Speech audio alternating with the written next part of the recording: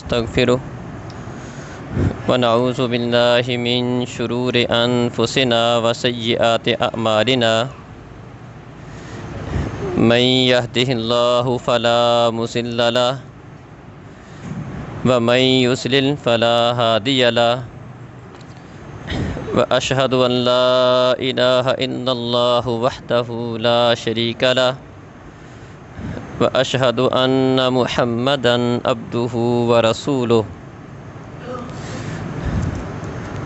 أعوذ بالله من الشيطان الرجيم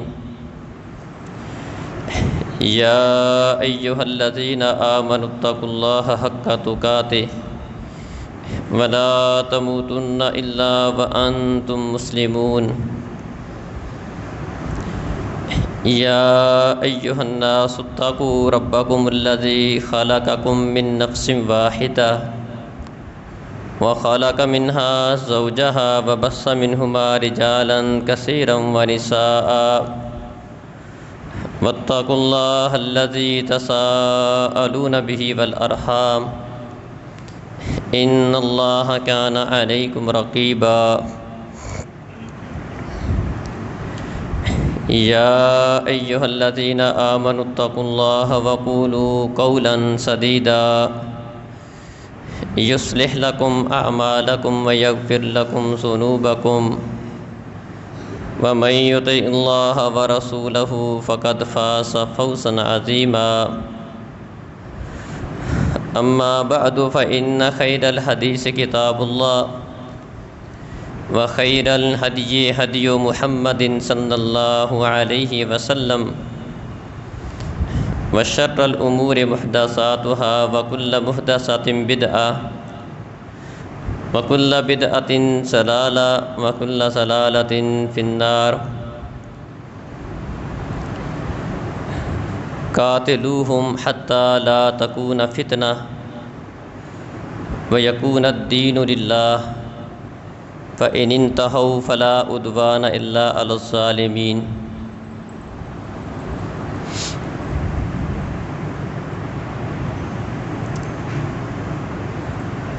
محترم عزیز بھائیوں اور بزرگوں،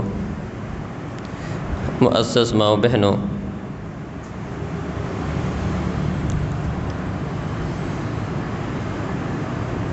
دین اسلام اللہ رب العزت کا دین ہے۔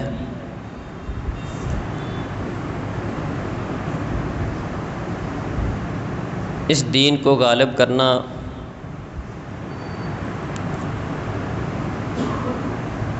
اور سارے ادیان کو اس دین کے تابع کرنا، یہ اللہ رب العزت کا منشا ہے۔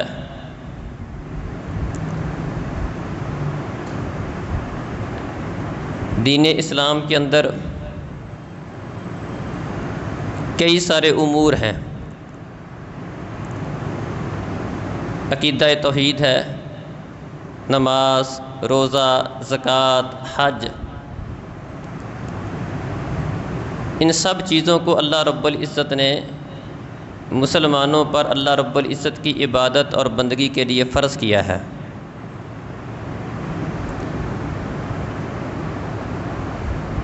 دین اسلام کے اندر جہاد فی سبیل اللہ ایک ایسا عمل ہے جس کی وجہ سے دین کی حفاظت ہوتی ہے، اللہ رب العزت دین کو غلبہ عطا کرتا ہے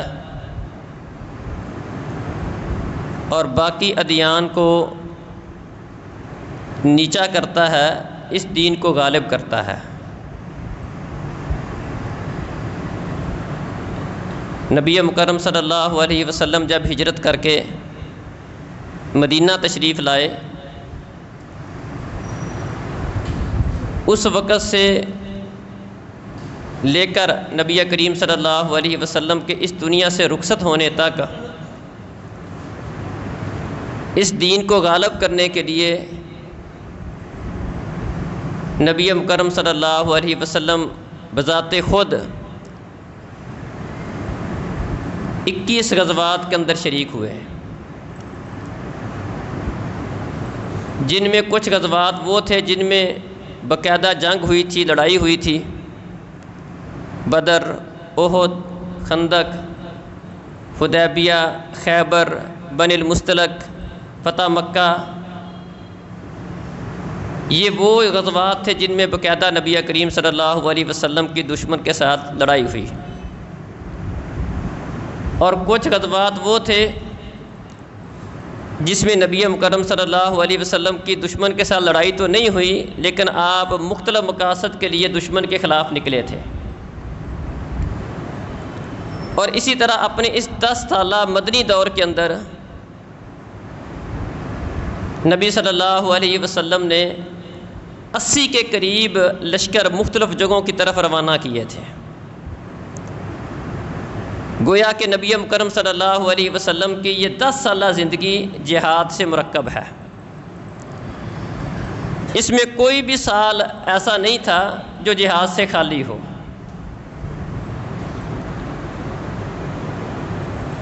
اور اسی جہاد کو اللہ رب العزت نے اس دین کی حفاظت کا ضامن بنایا ہے۔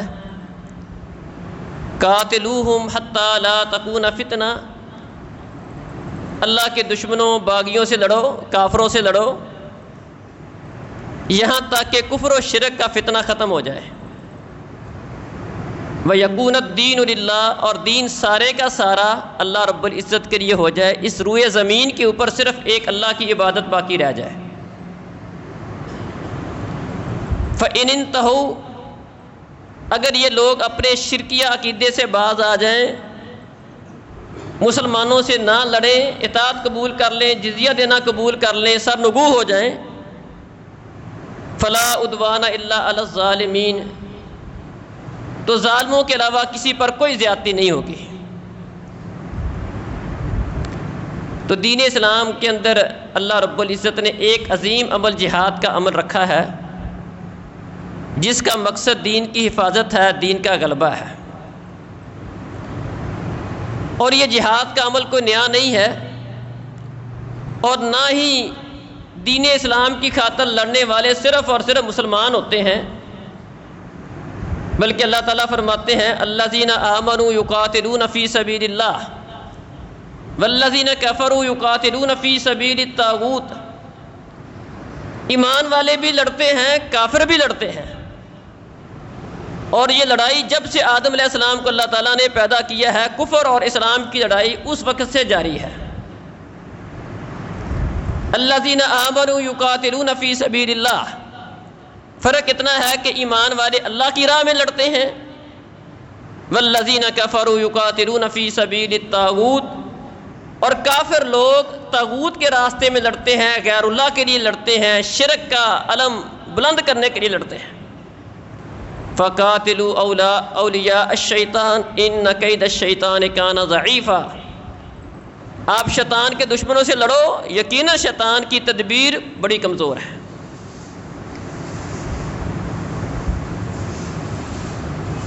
محترم بھائیو، جہاد کا عمل، اس کو اللہ رب العزت نے اسلام کی چوٹی قرار دیا ہے۔ رأس الامر الاسلام وعمودہ الصلاۃ وذروۃ سنامہ الجہاد فی سبیل اللہ، فرمایا اصل اسلام ہے، اسلام کا ستون نماز ہے، اور اسلام کی چوٹی کا عمل، اسلام کی کوہان، وہ جہاد فی سبیل اللہ ہے۔ یہ اس قدر عظیم عمل ہے کہ کسی بندے نے نبی مکرم صلی اللہ علیہ وسلم سے آ کر سوال کیا، دلانی علی عمل تعدل الجہاد فی سبیل اللہ، اے اللہ کے رسول آپ مجھے کوئی ایسا عمل بتائیں جو جہاد فی سبیل اللہ کے برابر کا ہو۔ تو نبی مکرم صلی اللہ علیہ وسلم نے فرمایا لا اجد، میں اپنی شریعت کے اندر کوئی ایسا عمل نہیں پاتا جو جہاد فی سبیل اللہ کے برابر کا بھی ہو۔ جہاد سے افضل عمل کی بات نہیں تھی، بلکہ ایسا عمل بتلائیں جو جہاد کے برابر کا ہو۔ فرمایا میں اپنی شریعت کے اندر کوئی بھی عمل ایسا نہیں پاتا جو جہاد فی سبیل اللہ کے مرتبے کا ہو، اس کی برابری کا ہو۔ پھر سوال کرنے والے کو مخاطب کر کے فرمایا کیا تو اس بات کی طاقت رکھتا ہے کہ جب ایک جہاد کرنے والا مجاہد اللہ کی راہ میں نکلے تو اپنی مسجد میں چلا جائے؟ جب تک وہ واپس نہیں آتا تو اپنی مسجد میں رہتا ہے، دن کا وقت روزے کی حالت میں گزارتا ہے، رات کا وقت قیام کی حالت میں گزارتا ہے۔ اس کو لگ جائے 1 مہینہ، 2 مہینے، 6 مہینے، اور تو اتنی دیر، اتنا عرصہ روزے کی حالت میں رہے، رات کا قیام کرتا رہے، مسجد کے اندر اعتکاف کرتا رہے، ایسا کر سکتا ہے؟ سوال کرنے والے نے کہا نہیں، اس کی طاقت کون رکھ سکتا ہے کہ بندہ مہینہ، 2 مہینے، 4 مہینے، 6 مہینے روزہ رکھتا رہے، رات کا قیام کرتا رہے، مسجد کے اندر اعتکاف ہی بیٹھا رہے، ایسا کون کر سکتا ہے؟ فرمایا جب ایسا نہیں کر سکتا تو جہاد کے برابر کا عمل بھی کوئی نہیں۔ مطلب گویا کہ اللہ کی راہ میں جہاد کرنے والا بندہ ایسا ہے جیسے کوئی بندہ اس نے مسلسل روزہ رکھا ہوا ہے، رات کا مسلسل قیام کر رہا ہے اور مسجد کے اندر اعتکاف بیٹھا ہوا ہے۔ اتنا عظیم الشان عمل ہے یہ۔ محترم بھائیو، موجودہ حالات آپ بھائیوں کے سامنے ہیں۔ ہماری انڈیا کے ساتھ لڑائی، جنگ، پہلے تو یہ بات سمجھنے کی ہے کہ یہ صرف اور صرف انڈیا کے ساتھ نہیں ہے، اس کے پیچھے پورا عالم کفر ہے۔ دنیا کے اندر جو کفر کو اپنے لیے بڑا مسئلہ نظر آتا ہے، جو رکاوٹ نظر آتی ہے، وہ چند ایک ملک ہیں، سعودی عرب ہے، پاکستان ہے۔ سعودی عرب عقیدے کی بنیاد پر کھڑا ہے، توحید کی بنیاد پر کھڑا ہے، اور یہ پاکستان جہاد کا پاکستان ہے۔ یہاں پر جہادی تنظیمیں ہیں، پاک فوج کا جو موٹو ہے وہ جہاد ہے۔ جہاد کی بنیاد پر یہ ملک کھڑا ہے۔ عالم کفر کو یہ ملک کانٹے کی طرح چبھتا ہے۔ جس طرح انہوں نے دیگر ملکوں کا، بڑی بڑی طاقتوں کا، مصر کا، شام کا، عراق کا، ان کی طاقتوں کا وجود ختم کیا، ان کو کمزور کر دیا۔ اب ان میں سے کوئی ملک بھی ایسا نہیں ہے جو اپنے لیے وہ اس کو رکاوٹ سمجھتے ہوں۔ پاکستان واحد ایک ایسا ایٹمی ملک ہے جس کو وہ اپنے لیے رکاوٹ سمجھتے ہیں۔ اسی بات کو بہانہ بنا کر، ایک چھوٹی سی بات کو بنیاد بنا کر انڈیا نے پاکستان کے خلاف جنگ کا ماحول بنا دیا، جنگ کھڑی کر دی۔ اور اس کے پیچھے اسرائیل بھی ہے، اس کے پیچھے امریکہ بھی ہے، بڑی بڑی طاقتیں اس کے پیچھے ہیں۔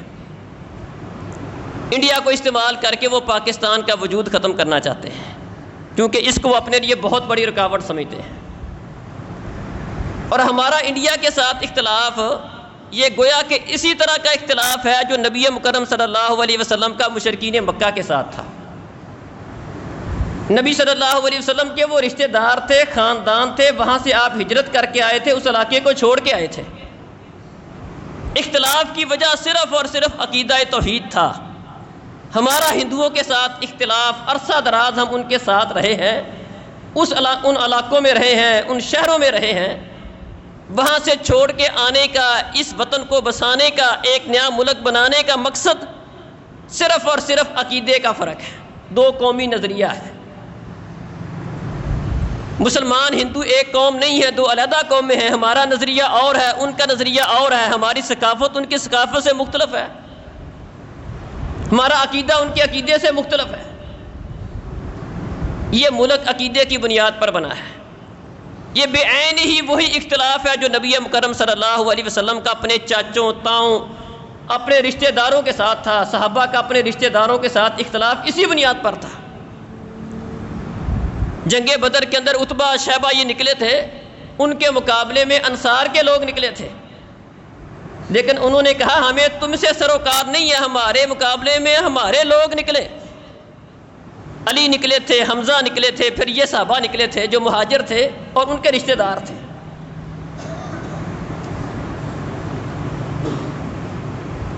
تو ایک بات سمجھنے کی یہ ہے، اسی بنیاد پر نبی کرم صلی اللہ علیہ وسلم نے آج سے 1400 سال پہلے ہندوستان کے خلاف جہاد کی بشارت دی تھی۔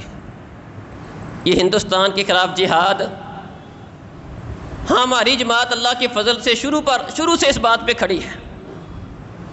ہندوستان کے خلاف جہاد پر کھڑی ہے،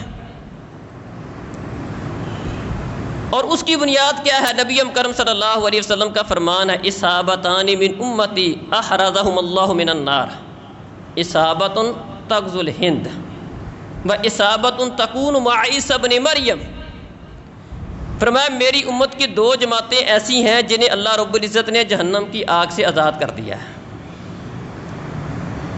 ان میں سے ایک جماعت وہ ہے جو غزوہ ہند کرے گی، ہندوستان کے خلاف لڑنے والی جماعت، فوج، مجاہد۔ فرمایا یہ وہ جماعت ہے جو ہندوستان کے خلاف لڑے گی، اس کے ساتھ اللہ تعالیٰ کا وعدہ ہے احرزہم اللہ من النار، اللہ نے ان کو جہنم کی آگ سے آزاد کر دیا۔ وَإِصَابَةٌ تَكُونُ مَعَ عِيسَى بْنِ مریم، اور دوسری جماعت وہ ہوگی جو عیسیٰ بن مریم کے خلاف مل کر دجال کے خلاف لڑے گی۔ گویا کہ دو جماعتوں کے لیے اللہ تعالیٰ نے جہنم سے آزادی کا پروانہ جاری کیا ہے۔ ایک جماعت وہ ہے جو ہندوستان کے ہندوؤں کے خلاف لڑے گی، اور ایک جماعت وہ ہے جو عیسیٰ بن مریم کے ساتھ مل کر یہود کے ساتھ لڑے گی۔ اصل میں یہ یہود کا اور ہنود کا شروع سے بڑا گٹھ جوڑ ہے۔ اللہ فرماتے ہیں لَتَجِدَنَّ أَشَدَّ النَّاسِ عَدَاوَةً لِلَّذِينَ آمَنُوا الْيَهُودَ وَالَّذِينَ أَشْرَكُوا، مسلمانوں کے سب سے بڑے مخالف آپ یہود کو پاؤ گے اور مشرکوں کو پاؤ گے۔ مشرک جس طرح کہ ہندوستان کے بھی مشرک ہیں، مکہ کے بھی مشرک تھے، اس دور کے اندر بھی فرمایا سب سے بڑے مسلمانوں کے مخالف یہود اور مکہ کے مشرک تھے۔ آج بھی مسلمانوں کے سب سے بڑے مخالف یہود ہیں اور ہندو ہیں، مشرک ہیں۔ یہ فلسطین کے غزوے کا تسلسل ہی ہے، یہ کوئی علیحدہ لڑائی نہیں ہے، یہ وہ غزہ والی لڑائی ہی جہاں اس کو کھینچ کے یہاں پر لائے ہیں، اور اس کا مقصد کیا ہے؟ پاکستان کو کمزور کرنا۔ یہی وجہ ہے کہ ابو ہریرہ رضی اللہ عنہ فرمایا کرتے تھے کہ نبی کرم صلی اللہ علیہ وسلم نے ہم سے غزوہ ہند کا وعدہ فرمایا تھا کہ غزوہ ہند ہوگا، اس کا وعدہ پیارے نبی صلی اللہ علیہ وسلم نے فرمایا تھا، اور کہتے تھے کہ اگر میں زندہ رہا تو میں وہ مجاہد ہوں گا جو ہندوستان کے خلاف لڑوں گا، اگر مجھے شہادت مل گئی تو میری شہادت سب سے عظیم شہادت ہوگی، میں افضل الشہداء میں شمار ہوں گا۔ اللہ کی راہ میں اگر مجھے غزوہ ہند میں شہادت مل گئی، میں افضل الشہداء میں شمار ہوں گا، میں وہ والا ابو ہریرہ ہوں گا جس کے متعلق پیارے نبی صلی اللہ علیہ وسلم نے بشارت دی تھی کہ جو بندہ غزوہ ہند میں شامل ہوگا وہ جہنم کی آگ سے آزاد ہوگا، میں وہ والا ابو ہریرہ بن جاؤں گا۔ گویا کہ ابو ہریرہ رضی اللہ عنہ بھی اس بات کی تمنا کرتے تھے کہ اگر کاش کہ مجھے موقع مل جائے میں غزوہ ہند میں شامل ہوں۔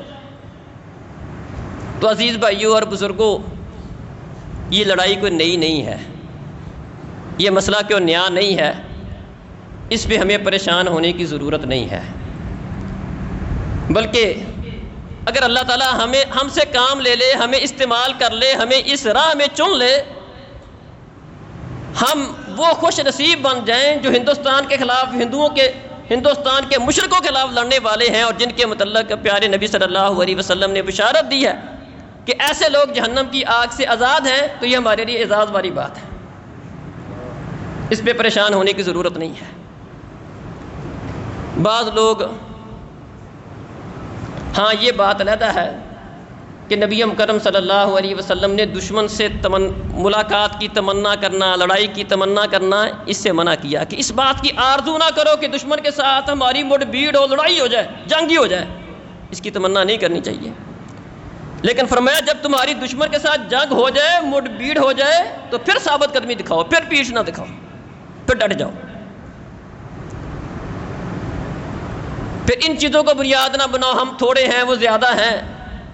فرمایا کم من فئۃ قلیلۃ غلبت فئۃ کثیرہ، کتنی ہی تھوڑی جماعتی بڑی جماعتوں پر غالب آ جاتی ہیں، پھر پریشان ہونے کی ضرورت نہیں ہے۔ چند ایک باتیں جو ان حالات کے اندر ان کا خیال رکھنا ضروری ہے۔ پہلی بات تو یہ ہے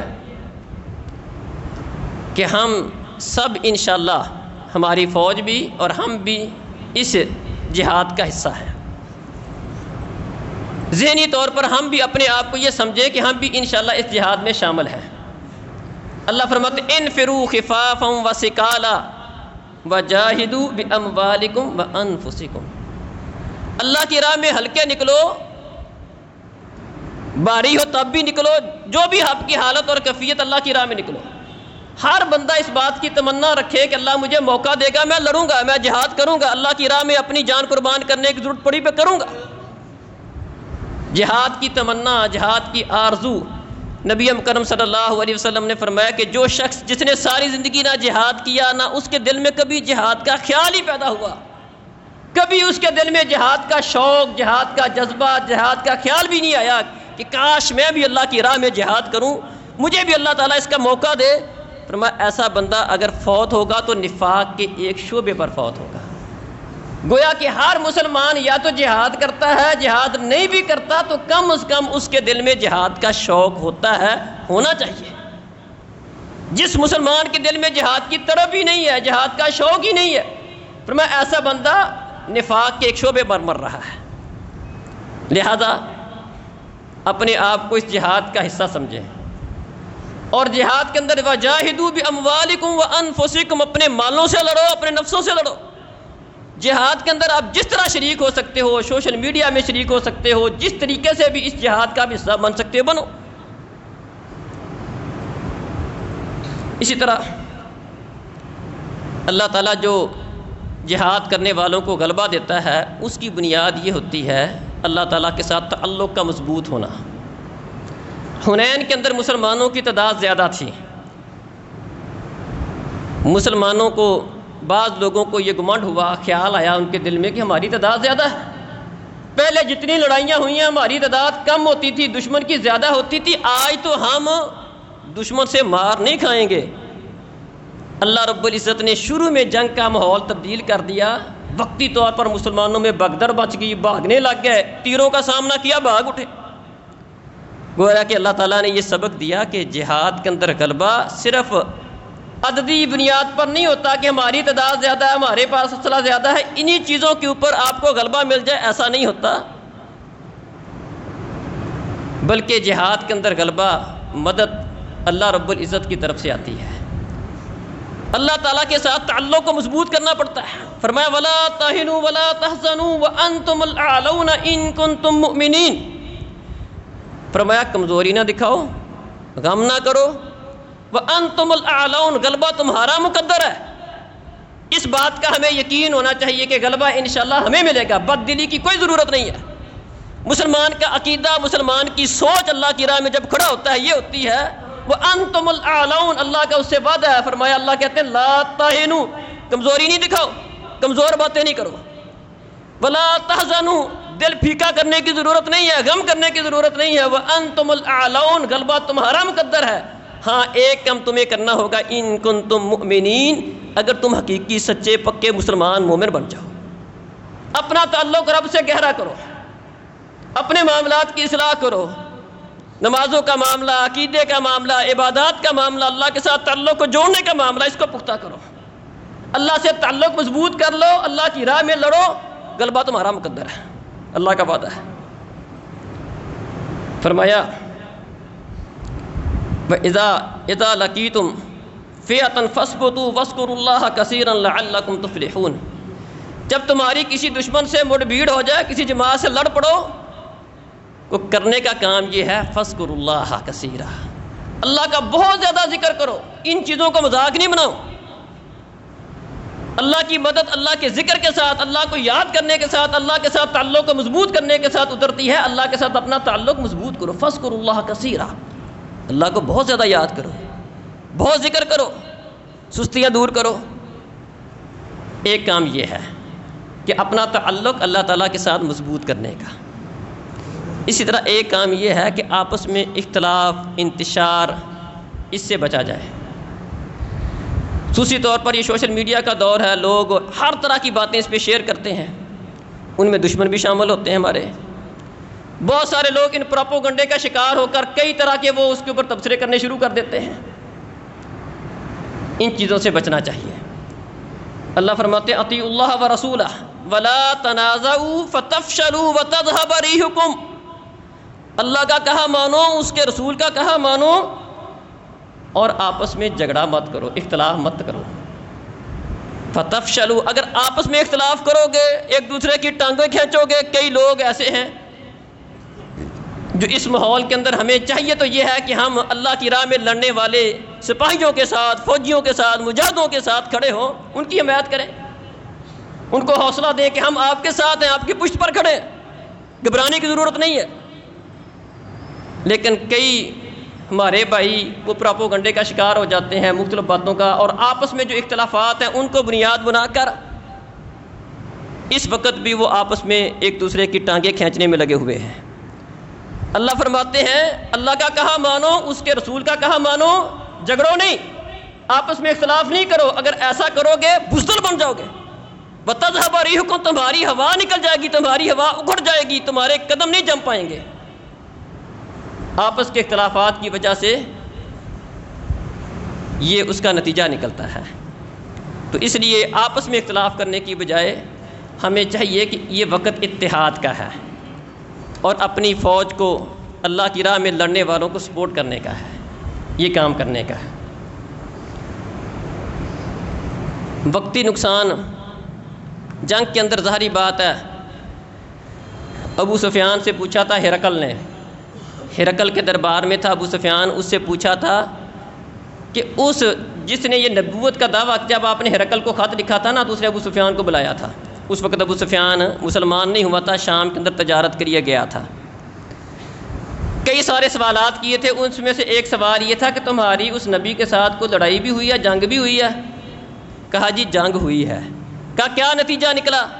کہا جنگ ہمارے درمیان اور اس کے درمیان ایک ڈول ہے، ڈول، جس طرح کنویں میں ڈول ہوتا ہے، ہر بندہ کھینچتا ہے، کبھی وہ ڈول کسی کے ہاتھ میں ہوتا ہے، کبھی کسی کے ہاتھ میں ہوتا ہے۔ فرمایا جنگ ہمارے اور اس کے درمیان ڈول ہے، کبھی ہمارا پلڑا بھاری ہو جاتا ہے، کبھی اس کا پلڑا بھاری ہو جاتا ہے۔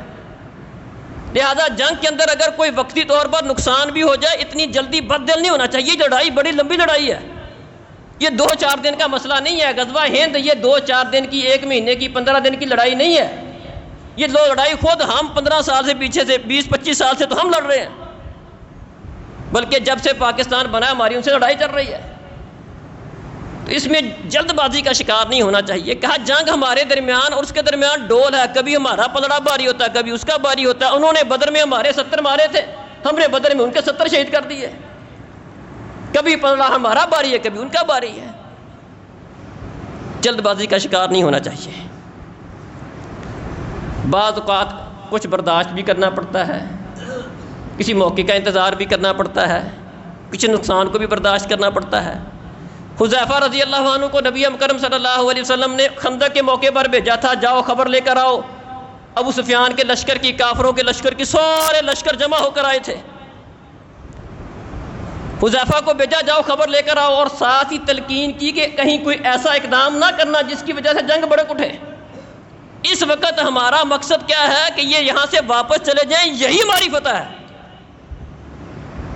حذیفہ رضی اللہ عنہ گئے تھے، جا کے سارا منظر دیکھا، رات کا اندھیرا تھا، منظر دیکھا، کہا ابو سفیان بالکل میرے نشانے پر تھا، میں تیر چلاتا ابو سفیان کی شارک پہ لگتا، جا کے اس کو میں قتل کر سکتا تھا، سپہ سالار تھا، لیکن مجھے حکم تھا پیارے نبی صلی اللہ علیہ وسلم کی طرف سے کہ کوئی ایسا قدم نہ اٹھانا جس کی وجہ سے جنگ بھڑک اٹھے۔ وقتی طور پر اس موقع پر آپ کا مقصد یہ تھا کہ بس یہ واپس چلے جائیں، اسی کو اللہ تعالیٰ نے مسلمانوں کی فتح قرار دیا۔ تو لہذا جلد بازی کا شکار نہیں ہونا چاہیے، اور فوری طور پر اس طرح کا رد عمل دینا ہماری فوج نے کیا کیا ہے، ابھی تک یہ کیوں نہیں کر دیا، ابھی تک یہ کیوں نہیں کر دیا۔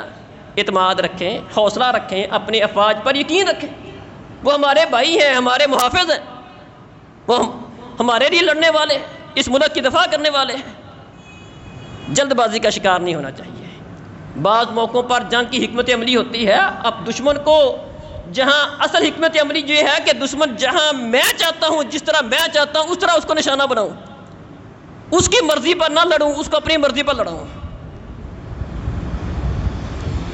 اور اس طرح شہادتیں بھی ہو جائیں، مسئلے بھی بن جائیں۔ جنگوں میں ایسا ہوتا ہے۔ اللہ کہتے ہیں وَلَا تَهِنُوا فِي ابْتِغَاءِ الْقَوْمِ، فرمایا قوم کا پیچھا کرنے میں سستی نہ کرو، بزدلی نہ دکھاؤ، ان تکونوا تعلمون فانہم یعلمون کما تعلمون وترجون من اللہ ما لا یرجون. فرمایا اگر تمہیں زخم لگے ہیں انہیں بھی لگے ہیں، یہ کوئی نئی بات نہیں ہے. ہم نے بھی انشاءاللہ ہندوستان کو بڑے موقع پر ہم نے ان کو خاک چاٹنے پر مجبور کیا ہے اور کریں گے انشاءاللہ. یہ کوئی نیا مسئلہ نہیں ہے. آج اگر ہمارے مرکز پر حملہ ہو گیا انشاءاللہ کوئی مسئلہ نہیں ہے، انتقام لینے کے لیے ہم انشاءاللہ باقیاں لیں گے. مرکز طیبہ مرید پہ حملہ ہوا، مسجد شہید ہو گئی، نقصان ہوا، شہادتیں ہوئیں. جنگ میں ایسا ہوتا ہے. ان تعلمون فانہم یعلمون، اگر تمہیں زخم لگے ہیں انہیں بھی لگتے ہیں. ہاں فرق یہ ہے کہ تم اللہ تعالیٰ سے ان چیزوں کی امید رکھتے ہو جنہیں کافروں کو ان چیزوں کی امید نہیں ہوتی ہے. تمہیں اللہ تعالیٰ اپنے راہ میں شہادت دے دے وہ تمہارے لیے اعزاز والی بات ہوتی ہے. تم اللہ سے بڑی امیدیں ہوتی ہیں تمہیں، کافروں کو اللہ سے امیدیں نہیں ہیں. تو محترم بھائیوں اور بزرگوں، یہ جنگ ہے، اس کے اندر ان ساری باتوں کا ہمیں خیال رکھنا ہے، حوصلہ رکھنا ہے. دشمن کے خلاف ہم نے لمبی جنگ لڑنی ہے. وقتی طور پر بڑا کو نقصان نہ بھی کریں تو انشاءاللہ کریں گے، لڑیں گے. اللہ تعالیٰ نے اس کے ذریعے انشاءاللہ جہاد کے راستے کھولنے ہیں. انشاءاللہ اللہ رب العزت نے وہ والے موقع لے کر آنے ہیں جب ہم ہندوستان کی 7-8 لاکھ فوج کو کشمیر کے اندر انہیں مجبور کر دیا تھا، روک رکھا تھا انہیں. اس لوگ پوچھتے ہیں کہ وہ جہاد کشمیر کا کیا نتیجہ نظر آ رہا ہے کہ اگر میں سمجھتا ہوں کہ اگر وہ جہاد کشمیر کی وہ والی پوزیشن ہوتی جو آج سے چند سال پہلے تھی، ہندوستان کبھی یہ جرأت کر ہی نہیں سکتا تھا. ممکن ہی نہیں تھا کہ ہندوستان اتنی بڑی جرأت کرے. وہ جہاد کشمیر کا نتیجہ تھا. بعض لوگ سوالات اٹھاتے ہیں کہ افغانستان کے جہاد کا کیا فائدہ ہوا، کشمیر کے جہاد کا کیا فائدہ ہوا. جہاد کا فائدہ صرف اور صرف یہی نہیں ہوتا کہ دشمن کے علاقے پر آپ نے قبضہ کر لیا، یہ بس آپ غالب آ گئے. بدر کے موقع پر دشمن کا کوئی علاقہ فتح نہیں ہوا، احد کے موقع پر کوئی علاقہ فتح نہیں ہوا، خندق میں کوئی علاقہ فتح نہیں ہوا، حدیبیہ میں کوئی علاقہ فتح نہیں ہوا، لیکن ان سب کو اللہ تعالیٰ نے فتوحات میں شمار کیا ہے. جنگ کے بڑے بڑے مقاصد ہوتے ہیں. دشمن کو اس کے گھر میں روکے رکھنا، آگے بڑھنے سے روکے رکھنا، اپنے دین کو بچا لینا، اپنے علاقے کو بچا لینا، مسلمانوں کو بچا لینا، ان کی عزتوں کو بچا لینا، یہ بھی فتح ہوتی ہے. مدینے کا دفاع کیا تھا، اسی کو فتح قرار دیا. غزوہ خندق مسلمانوں کی فتح تھی. اس میں صرف اور صرف ہوا کیا، نہ کوئی کافر مرے، نہ ان کی کوئی غلام بنائے گئے، لونڈیاں بھی نہیں ہوئی، مال غنیمت بھی کچھ نہیں ہوا. صرف اور صرف اتنا ہوا کہ مدینہ کا دفاع ہو گیا، بس مدینہ بچ گیا. اس وقت اسی کو فتح قرار دیا. اللہ تعالیٰ نے اس کے لیے پورا سورہ آل عمران اس کے ساتھ بھری پڑی ہے، اسی کو فتح قرار دیا. کشمیر کے جہاد کی بدولت پاکستان کا دفاع ہوتا تھا. یہ مسلمانوں کی بہت بڑی فتح تھی. تو اللہ تعالیٰ انشاءاللہ یہ راستے دوبارہ کھولے گا، یہ موقع انشاءاللہ اللہ دوبارہ لے کر آئے گا، اور لے آیا اللہ تعالیٰ. اس میں انشاءاللہ ہمیں پریشان ہونے کی ضرورت نہیں ہے، اور ہمیں اللہ تعالیٰ کے وعدوں پر سچا یقین ہے. اللہ کا وعدہ ہے کہ اگر تم اللہ کی راہ میں کھڑے رہو، کمزوری نہ دکھاؤ، غم نہ کرو، وَأَنْتُمُ الْأَعْلَوْنَ، تم ہی غالب آؤ گے. ان کنتم مؤمنین، ہاں اپنا تعلق اللہ سے بہتر کر لو، اپنا تعلق اللہ سے بہتر کرو، غلبہ تمہارا مقدر ہے. اور شہادت تو یہ مسلمان کے لیے اعزاز والی بات ہے. یہ ہمارے نبی کی خواہش تھی، وَدِدْتُ أَنْ أُقْتَلَ فِي سَبِيلِ اللَّهِ ثُمَّ أُحْيَا ثُمَّ أُقْتَلْ ثُمَّ أُحْيَا ثُمَّ أُقْتَلْ. میں خواہش رکھتا ہوں، میرے دل میں تمنا ہے کہ اللہ کی راہ میں لڑتے لڑتے شہید ہو جاؤں. اللہ اکبر، یہ ہمارے نبی کی خواہش تھی. تو مسلمان شہادتوں سے پریشان ہونے والے نہیں ہیں، شہادت کو اپنے لیے اعزاز سمجھتے ہیں. اللہ تعالی ہمارے دل میں جہاد کی محبت ڈال دے، ہمارے ملک پاکستان کی حفاظت کرے، اور ہمیں ان کا پشتیبان بنا دے. ہم غزوہ ہند کے راہی بن جائیں. ہمیں اللہ تعالیٰ اس راہ میں ہم سے کام لے لے، اپنی راہ میں اللہ تعالیٰ ہمیں استعمال کر لے. اقول قولی ھذا استغفر اللہ لی ولکم ولسائر المؤمنین فاستغفروہ.